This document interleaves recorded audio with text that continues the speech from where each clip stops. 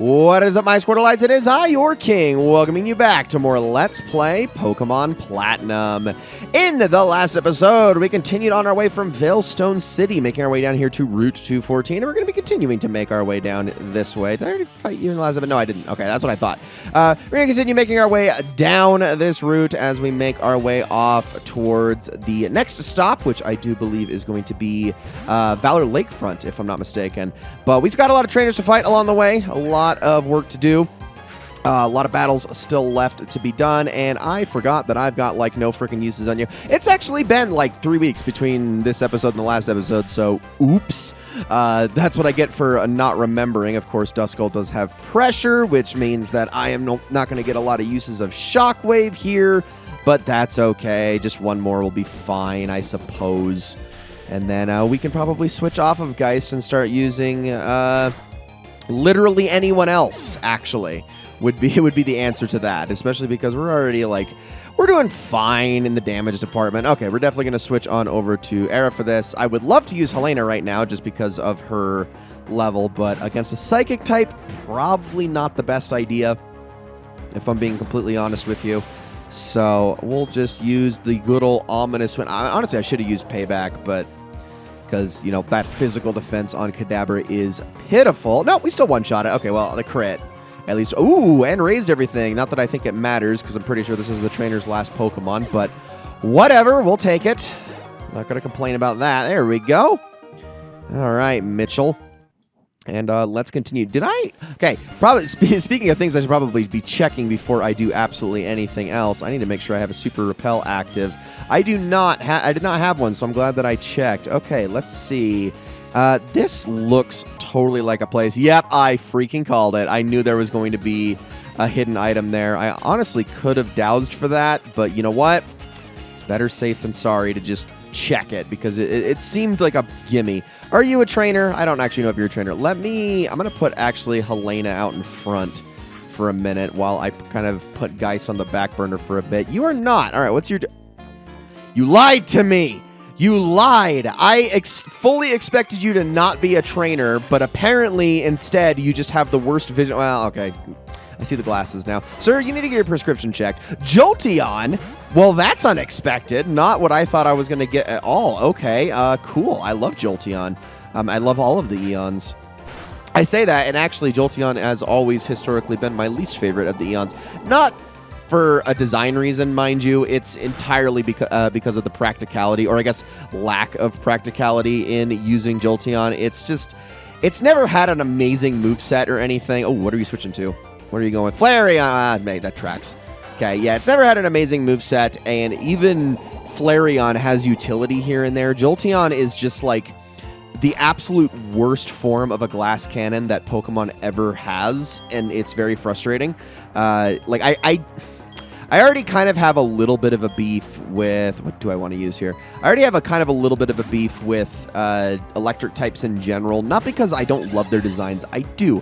I just hate how monotype specific they are, because they really don't hardly ever have a lot of utility beyond just electric attacks, which... One of the big things about pretty much any good Pokemon is that it has more utility than just its one typing, outside of insanely high use, like Choice Scarf settings and whatnot, or niche use, excuse me. But when you're just playing through the main game, it's nice to have a lot of like broad type coverage across just the 6 members of your team, which is why I'm not like huge on electric types more often than not, unless they are dual typing. And Jolteon might be one of the most narrow versions of that. Ooh, Toxic Spikes, actually.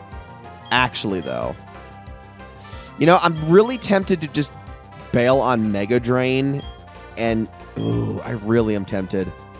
Problem is that none of the fights are going to last long. Toxic Spikes is really useful to have, but none of the fights that I'm going to be dealing with are going to be... I would rather just have Toxic, personally. If that was the case, I'd probably put on Mega Drain, or get rid of Mega Drain, but I guess I could just get rid of... Let's just get rid of Growth. I never use that anyway. It's a nice move to have, but I never use it. I never build up special attack with Helena, so I think I'll just do that. And now we can switch back on over to Helena for the Vaporeon. But yeah, as I was saying, Jolteon, one of the worst defenders of the monotype learn set, because it can only learn electric attacks, And then it learns like some of the worst moves you could possibly give a Pokemon like that, like Pin Missile and Double Kick. I think I've been on this spiel many times before, but why Pin Missile, aside from like aesthetic purposes? It's such a terrible move. And then Double Kick on a Pokemon with a horrible physical attack. Double Kick. It's very frustrating. Very frustrating. I get the idea in theory, which is why I've always been like, there's a small part of my gamer brain that just wishes there were like certain moves that were only extra good on certain Pokemon. Like I've talked about this before too. Like Iron Tail on Pokemon with really big tails should do more damage. You know what I mean? If Ninetales uses Iron Tail, it should be like really slow and really inaccurate, but hit for like 150 damage or 200 damage. I think it should just be the most insane amount of damage on that thing. Jolteon, I can kind of see the Double Kick utility because it's like, oh, it's got fast feet, therefore it kicks really fast. So it should like always land 5 times on Double Kick, but only for Jolteon or something like that. I don't know. Those are just some examples of stuff that I wish were in Pokemon games and are absolutely never going to get implemented into Pokemon games because that would get way too esoteric way too quickly, and then they'd have to cover for all of the moves across all of the Pokemon and all of the national decks, and they already have enough time just putting them in the damn games these days. Are they going to also do that? Probably not. Freak, they couldn't make it past, like, what, 50 Pokemon before they ran out of Mega Evolution ideas? But all right, there we go. I mean, barring however many we get in the Legends game that's going to be coming out, which is probably actually out by the time this video comes out, huh? Oh, I hope that's good. Really hope that's good. Ooh! Speaking of Helena, that is actually a really good item to get right there. Okay, the item we just picked up is called a Big Root. And what this does, I'll just scroll all the way down to it. Pokemon hold item that boosts the power of HP stealing moves to let the holder recover more HP. I think we should absolutely give that to Helena over the Quick Claw. So there we go. I actually might give the Quick Claw to Gong, actually, because it is a lot slower. Because Helena's not really all that slow to begin with, but that's still going to be a nice thing to have. But all right, let's continue. We got a guy up here. Some sort of ruin. Yeah, you know, I think I'll keep Helena out in front for you. So yeah, I believe, because before HP stealing moves heal 50% of the total damage delivered, I believe the Big Root ups that to 75%, if I'm not mistaken. I could be wrong about that. In fact, I can actually fact check myself right now while I fight this Shieldon, which is honestly not what I was hoping to run into, but whatever. I think we can handle it. Let's see. Oh, okay. No, it's 30% more HP, so I guess that would be 80% in the case of something like a Mega Drain or a Giga Drain. So that's still pretty darn good. That's, in fact, it's better than what I said, technically, but still really, really good. So, but I thought that's weird that it's just 30%. I guess not all HP stealing moves are created equal. I always thought they were, but I guess there are some cases where that's not necessarily true. So I understand. Plus, I'm pretty sure it only works on mostly grass-type moves, like Leech Seed and the Drains and things of that nature. But, all right, so we got a few more trainers up over here. Let's go past you. See what you have in store for us, sir. So wait, you're telling me you just found some random Pokemon and you're going to fight me with them. Okay, Brian. Bronzor. And I'm still using a grass type against these, which is, again, not the most ideal thing in the world, but I'm also not, like, quaking in my boots over a Bronzor because these things are terrible. If it was evolved, that'd be a different story. Not very effective. Okay. So I just wanted to see how much that was going to do. I had a feeling it wasn't a lot. Of course, this thing is going to start throwing Hypnosises out at me, which is a little scary. So let's switch on over to Gyoja and hope that this next Hypnosis doesn't hit. Oh, no, it used Extra Sentry that time. Okay, that's probably going to do a lot more damage because it's super effective, but still not like a ton. Because, again, Bronzor is not like, okay, well, that was decent. Could have been worse. Could have been better. You know what I mean. If it was Bronzong, it probably would have one-shot me, but there we go. Okay, so all these Ruin Maniacs. I'm so used to Ruin Maniacs in previous games carrying ground types, so them all carrying steel types right now is throwing me off guard. But let's see. What do you got next? Cranidos. Okay, Cranidos is just... I think I do want to switch back to Helena for that one. Yeah. Yes, I do. Yes, I do. Forgetting my typing here for a second. Yes, this is Rock type. What am I saying? All right, Helena. Let's use a big Giga Drain. The Giga-iest Giga Drain you've ever Giga Drained. Even though you're getting low on PP as well.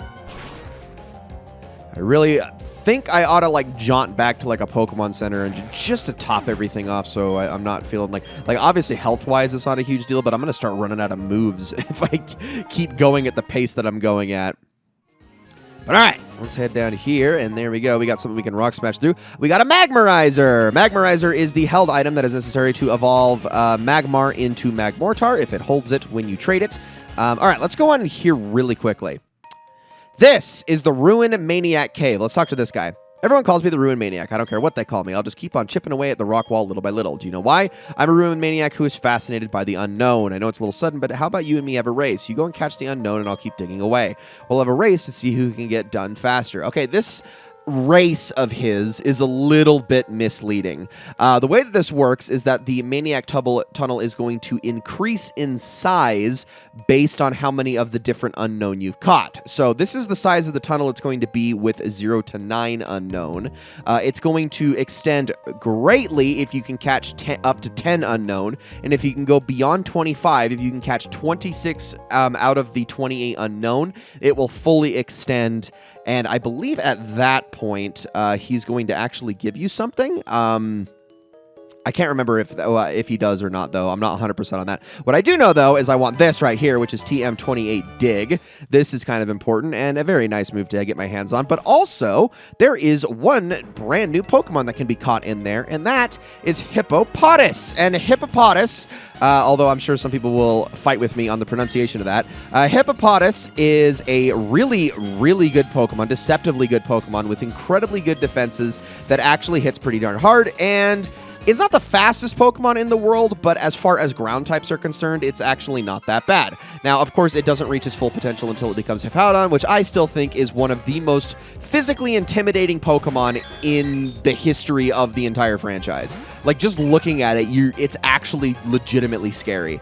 So, love the Pokemon, absolutely good, but yeah, it's a little bit terrifying to look at. I mean, it's more scary than actual hippos in real life, which we all know are like some of the most terrifying creatures in the world. But yeah, great attack stat, great defense stat, and pretty darn good speed. It also has more than enough HP to make up for its slightly more lackluster special defense, so it's just a pretty darn good tank all around. Honestly, it just has great base stats. I mean, there's not a lot of Pokemon in the game that at just the second stage are well above 500 in base stats, but Hippowdon is, and that alone I feel like is reason enough to get this thing, even if it isn't a dual-type Pokemon. So if you want a good ground type on your team, cannot recommend enough. And is this Porygon just going to recover stall me for freaking ever like an absolute dick?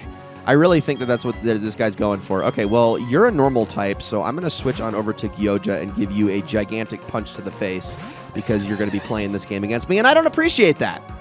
Oh, here comes the Psybeam. Of course, it's like it knew. It knew Gyoja was coming out. All right, you suck. All right, let's hit you with the Brick Break. We will definitely be faster. If Helena was faster, Gyoja will definitely be faster. And there we go. Okay, that was annoying. Yeah, Hippopotas. Good Pokemon. If you want a Monotype Ground type, go get it. Way better than, like, previous Monotype Ground type lines, like the Sandshrew line, for instance. So, cannot recommend enough. All right, so I think we're now heading down. It's already getting kind of late, too. I started recording this pretty late in the day, actually, even though I'm going to try to get a lot done today. Why did I open that menu? I just put a Max Repel on, my only Max Repel. Let's grab this. And that right there is a red shard, so we're going to want to make sure we grab that. There is one item in particular, though, I really need to make a point of grabbing before I leave this area, and I got to figure out where the heck that actually is. Oh, you know what? I think it's actually hidden over here. Let me pop this thing out really quickly, just in case. Okay, not over here. It's in one. It's like towards the end of the route. Maybe we'll go a little bit further. Oh, no. Okay, so this is Valley Lakefront. I don't want to be here yet. I know it's around here somewhere, but I really want... I really want this last thing. Maybe it's over here somewhere? Let's take a look around. Hold on. I know, I'm like wasting my repel steps here, but I really want to make sure I grab this because this is the most important item on the entire route that you're definitely not going to want to miss out on if you're after a certain Pokemon. So hang tight while I search around for this thing really quickly. Yeah, I'll be back in a minute. Okay, I had actually totally the wrong idea. I was thinking it was in somewhere on the right side of the route, but it's actually down here right next to this guy that we just fought, and it's this thing right here in the corner. This is a Razor Fang, and the Razor Fang is actually quite useful for multiple reasons. Now, if a regular Pokemon holds this thing, it gives them a 10% chance of causing flinch, which is nice, not unlike a King's Rock. This can also stack with certain extra flinch moves like Bite to really cause them to flinch lock. But on top of that, if you get your hands on a Gligar in this game, in Pokemon Gen 4, new to Gen 4, you can evolve your Gligar into Gliscor. And this is not something you have to trade for. You can actually just do it while leveling up. Gliscor is an awesome Pokemon with a ground and flying type that makes it resistant to most things. It also, I mean, the fact that it can't be hit by ground moves or electric moves, period, is really darn good. It has Hyper Cutter, which is an amazing ability. Sandveil is a little bit less so, but it also can get Poison Heal. So if you can get yourself a Toxic Orb, which in the early game is not very easy to do, but in the late game, if you can get your hands on a Toxic Orb, this thing is a beast. Not to mention its excellent stats, really deceptively good defenses while having high speed and a decent attack stat, more than serviceable enough attack stat to make this thing a total force. One of the best Pokemon that Gen 4 gave us, period, for a multitude of reasons. And if I wasn't already kind of decided in the flying type department, I definitely would have gone and gotten one myself, but I decided against doing it. Plus, I used a Gliscor quite a bit in my Legends Arceus playthrough, so I figured let's not do that this time. Maybe some other day if we ever come back to this generation, or there's another reason to use a Gliscor, I might do it, but I decided to skip it this time just because I feel like Gliscor is almost so good that it's too obvious to pick. But all right, guys, that's going to be it for this episode. Thank you all so very much for watching. In the next episode, we're going to head down to Valor Lakefront.